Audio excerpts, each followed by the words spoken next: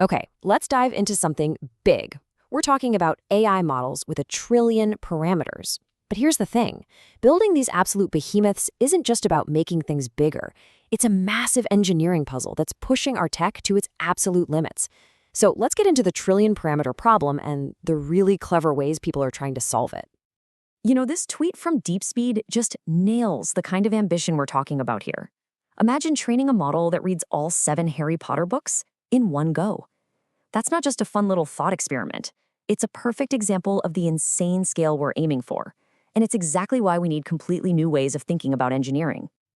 And just look at this timeline. The growth here has been absolutely explosive. This isn't a straight line, folks. It's a rocket ship. In just 3 years, we jumped from models with millions of parameters to models with hundreds of billions. Now, that's incredibly exciting, but that crazy pace is also exactly what's creating our first huge roadblock. Yeah, all that relentless growth has slammed us headfirst into a hard stop. We call it the memory wall. And this isn't some software bug you can just patch. Nope. This is a fundamental physical limit of our hardware. The models are literally just too big for any single machine to handle. So here's the problem in a nutshell. You've got your model, all its parameters, basically its brain, and you have to load it onto a GPU to get any work done. But even the absolute beefiest GPUs you can buy, like NVIDIA's 80GB A100, they just don't have enough room. A trillion parameter model won't fit. It's like trying to build a skyscraper on a single parking spot. It's just not going to happen. So what do you do when you face an impossible problem? Well, you change the rules of the game. If one GPU can't possibly handle the model, the only answer is to spread that massive workload across a whole army of them. This is the big idea behind parallelism, and it is the absolute key to unlocking these trillion parameter models. And this is basically what we do. We literally shatter the model into smaller, more manageable chunks. Then each of those little pieces gets sent to a different GPU. This whole technique is what we call model parallelism. And honestly, it's the foundation that makes all of this large-scale AI training even possible. What this lets us do is create a kind of virtual GPU that has the combined memory of all those individual chips. By working together, this army of GPUs can tackle models that would be completely impossible for any one of them to handle alone. It's a classic divide and conquer strategy. But as any engineer will tell you, every solution introduces a brand new problem.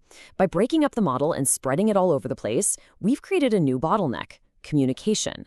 Now all these different pieces of the model have to constantly talk to each other, and that creates a gigantic digital traffic jam. And this chart, this tells the whole story. See, when GPUs inside the same physical server box talk to each other, that's called intranode communication. It's lightning fast. But the moment they have to talk to a GPU in a different server, internode communication, the speed just falls off a cliff. And that's the core challenge we have to solve in distributed training. So, the solution is to be really smart about how we split everything up. These topology-aware systems, they actually understand the network layout. They put the parts of the model that need to chat constantly, like the model weights, on the fastest connections, right next to each other. The less frequent chatter, like updates to the optimizer, can take the slower country roads. It's a really brilliant bit of traffic management that makes the whole system work. All right, so let's say we figured out the hardware side of things. Now we have a different kind of question, more of a strategic one. How do we get the most bang for our buck? If you have a limited compute budget, and trust me, it's always limited, what's the best recipe for training the most powerful model? This is where something called the laws of scale comes in. And this is the central question, really, the multi-million-dollar question. Do you spend your budget making the model bigger, or do you spend it on training a smaller model on way more data? See, a bigger model can learn more complex things, but more data can make a smaller model smarter. Finding that perfect balance is everything. Getting it wrong is a very expensive mistake. This graph is basically a treasure map for AI researchers. The scaling laws give us a guide. Each colored line is a different model size, and as we spend more compute power, the model gets better. But that red line, that's the sweet spot. It's the compute-efficient frontier, the absolute best combination of model size and data to get the best result for any given budget. So for a while, we actually had 2 different maps that gave conflicting directions. The Kaplan laws said, go big on model size, but the Chinchilla laws said, no, you need a balance. And the whole disagreement came down to a really subtle detail. What parts of the model do you actually count? It sounds small, but it completely changed the answer. And this is just a brilliant example of how a simple formula can guide these enormous multi-million-dollar engineering decisions.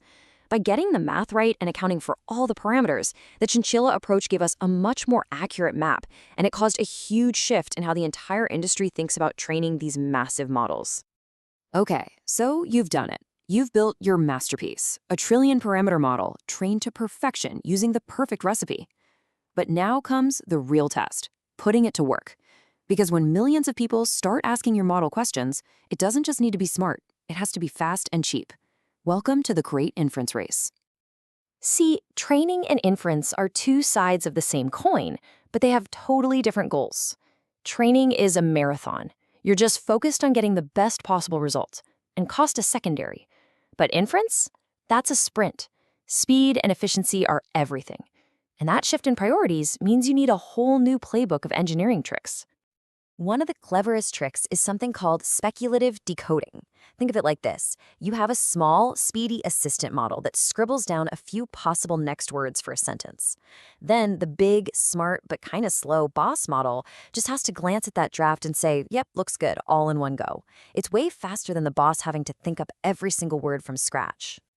So here's how it works. The little draft model spits out a few potential words. Then, the big model checks that whole sequence in a single step. It accepts all the correct words and only has to step in to generate a new one if it spots a mistake. This awesome little hack allows systems to get multiple words of output for the price of generating just one. It's a massive speed up.